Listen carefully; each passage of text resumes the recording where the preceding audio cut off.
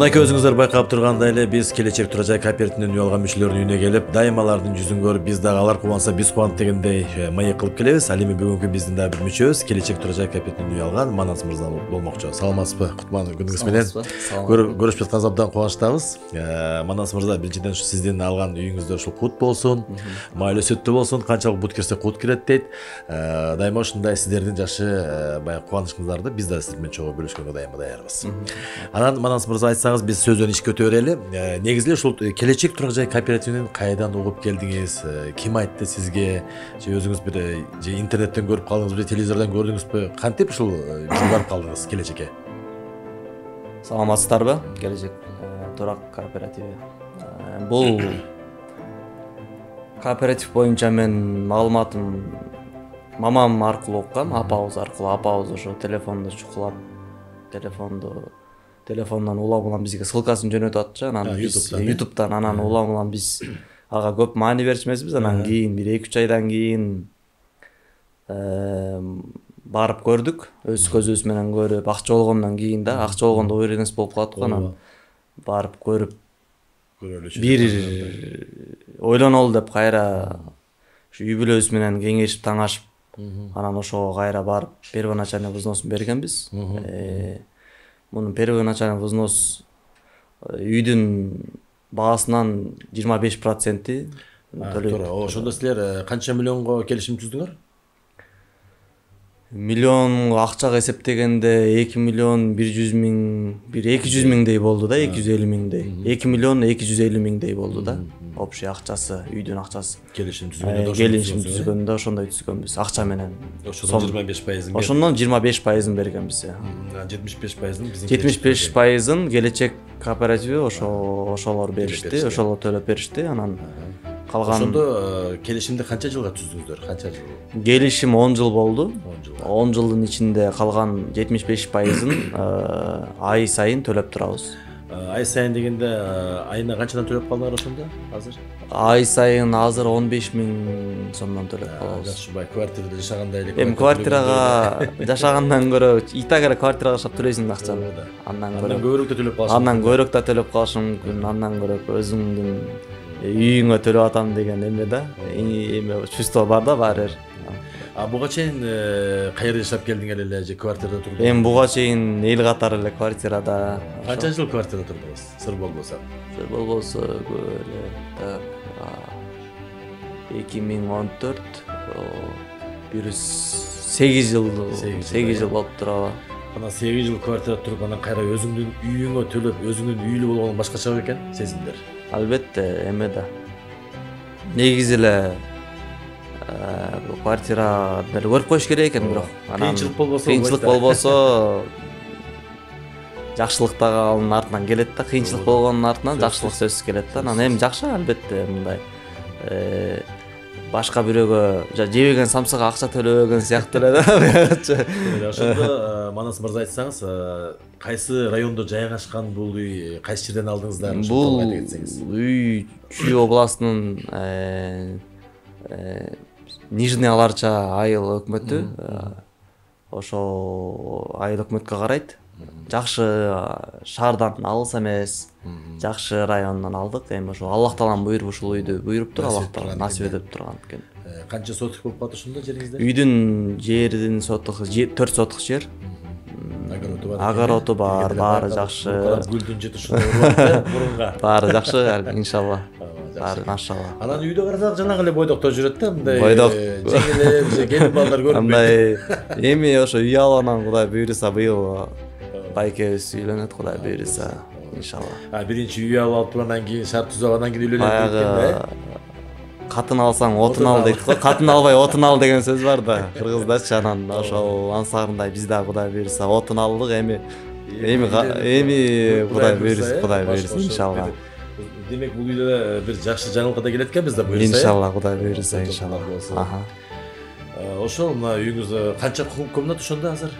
Үйдүн комнатасы негизи 2 комната, анан прихожкасы, кухнясы менен 3, анан дагы улантабыз, Кудай буйруса. Ал жака фундамент куюлган, ал бизде билесиз да, баягы алып анан калган улантып кыргыздарда. Анан дагы уланат тиякта дагы. Буюрса. Негизи план боюнча 4 комнатага ылайыкталыптыр, анан ал бүтпөй калып, недостроенный болуп калыптыр. Биздин баягы кыргыздарыбыз көбүнчө жер үйгө көнгөн туурабы? Ооба да. Жакшы деп квартира деле жаман эмес, кабат үйлөрдү алгандар деле баягы тартып келатабыз биздин мүчөлөрүбүз. Анан көбүнчө менин байкашымча мен ушу интервью алып атканда ушу жер үйлөргө кызыккандар көп экен да. Анан сурап калдым, эмне үчүн жер үй алдыңыз, мындай кабат үйдө алсаңыз болбой беле? Жок, кабат үйдө да жаман эмес, жакшы, бирок жер үйдө огород кыласың, кичине сыртка чыгасың дегендер көп айтышат да. Ооба да. Туура. Силерге да демек жер үйгө жагат экен да. Жер үй негизи жер үй жакшы. Биз бул негизи жер үй биринчи үйүбүз бияктан, бул Бишкек шаарынанчы, бул жактан. Анан жер үй эми баягы турсаң бассаң да кенен, таза аба чыгып, өзү эркек болгондон кийин баягы кыз киши эмеспиз, баарыбыз эркекпиз үйдө. Анан ошо кенен басып турганга жумуш кылып, хозяйственный нерсени алек болгонго, эшикке чыгып огород, Не балконский деген. Не балконский дегендей. Жакшы тамашасыздарды сүйлөп коебуз. Жакшы экен. Кудай буйрса мына эми ушу келечек турак жай кооперативинен үй алдыңыздар, тууган уруттан баары укту дегендей. Ошол үй алганда баягы ишенгендер дагы, ишенбегендер да болдубу? Биз үй алдык десек, кантип алдыңар деп сурап кызыккандар. Биз да алсак болобу деп. Туугандардан болгон деле жок, бирок тааныштардан болду, андай кызыккандар болду. Баягы кантип алдыңар, алса болот бекен дегендер болду. Мен айтып кетет элем. Просто риск керек да, любой нерсеге. Мисалы, ишенич керек. Ошол нерсеге риск, ишенич, анан риск, через риск менен жүрөгүң менен ишенип, болот деп нерсени кылсаң, уже ал нерсе болот. Если закон притяжения деп коебуз, ошол иштейт да. Если бир нерсени болбойт деп кылсаң, болбой калат экен, а болот деп кылсаң, болот экен. Айтып коет го биздин кыргыздарда да баягы ниетти туура кылыш керек депчи. Бирдемеге ниет кылып атканда сөзсүз түрдө мен Кудайым буйрса ушул максатыма жетем, кыялданган нерсени алышым керек десең, болот. Болот. Анан болбойт десең болбойт да. Болбойт десең болбойт. Негизи болбойт деп жашабаш керек, болот деп жашаш керек да. Жашаш керек да, болгон негатив эмес, позитив менен болот деп. Ошол үмүттөн бизде ошол уран бизде. Мына үйүңүздөр алганда эле ушундай ремонт ушундай беле же өзгөрүү ремонт кылдыңарбы кичине? Ремонт болгон жок. Өзү ушундай болчу, анан майда чүйдөсүн өзүбүз калган. Үй тандаганда канча убакыт кетти сиздерге, мындай батыл табыла калдыбы же көп издедиңер аябай? Үй баягы дордойдон барып ботинка ала турган нерсе эмес экен негизи. Үй деген шашпай карап, бир бул семейный үй болгондон кийин үчөөбүз эменики да, бул баягы общий семьяный үй. Анан тандап ар бирөөбүзгө жакпайт, бирөөбүзгө жагып ошентип атып ары бери 1,5 айдын тегереги болду. Анан негизи 1 ай срок берилген бизге үй издегенге. Анан келечек кооператив ошол макул, сиздер түшүнөлү деп 1,5 айдай кош берген. Анан жарым айдын ичинде документ туура эмес болуп калат же ар кандай кырдаал болуп, анан акыры ушул үйгө токтолду. Өзүңөргө жакты эң негизгиси. Эң негизгиси жакты. Алхамдулилlah, баары жакшы.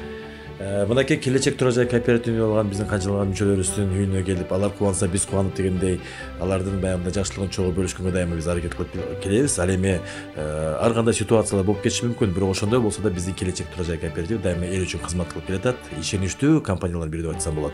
Азыр болсо эми мен Манас мырзага эркин микрофон берейин. Келиңиз, бир калуу тилектер болсо айтып койсоңуз болот.